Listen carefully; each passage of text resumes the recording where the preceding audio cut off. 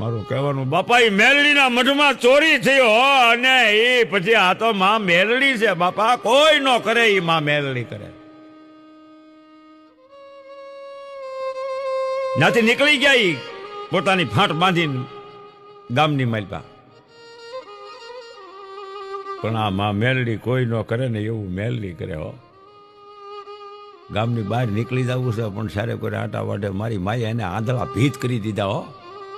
એકા બીજા કોઈ કોઈને કોઈ જોઈએ કે નહીં, કે ફલાણા તું મને દેખાતો નથી, હું તો કે અહીંયા જ ઉભો તો કે તું મને દેખાતો નથી, કે તો આંધળા થયા, ભટકાય બધે જ્યાં ત્યાં. પછી તો રાત પડી ગઈ, આખી રાત આ બાજુ ભૂવો મઠમાં રોવે છે કે મારી દેવી. જોઈએ તો ઓલા માણસો નથી મઠમાં, જોઈએ તો 17 નથી. માતાજીના ઘરેણા હોય બાપા.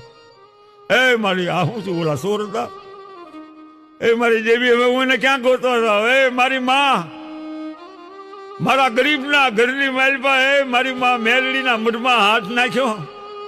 મારી દેવી જગતમાં કાલ વાતું થશે હો.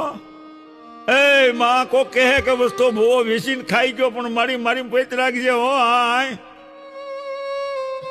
તા તો મઢમાંથી અવાજ આવ્યો કે એ મારા ભુવા, હું મેલડી હો.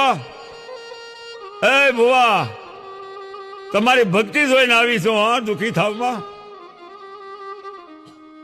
હું મેલડી એક બોલીને બીજું ન બોલું હો.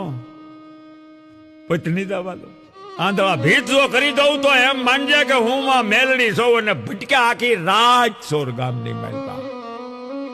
ક્યાંય દેખાણું નહીં, અંદરો અંદર પછી તો રોવે છે.